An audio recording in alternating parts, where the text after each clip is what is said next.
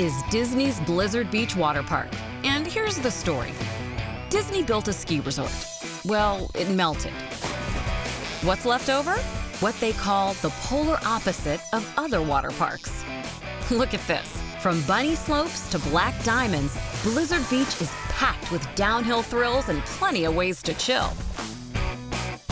This here is Summit Plummet. So high you can see it from all over the park. And going down is a scream. If you're looking for something for the whole family, load them up on Teamboat Springs. One of the world's longest, curviest, and craziest raft rides. Then, when it's time to put your feet up and chill, splash down in this. Cross Country Creek. And here's a special place just for big kids and preteens. Ski Patrol Training Camp. They can come here and have a blast. Don't worry, the little ones are covered too. In this place, Tykes Peak.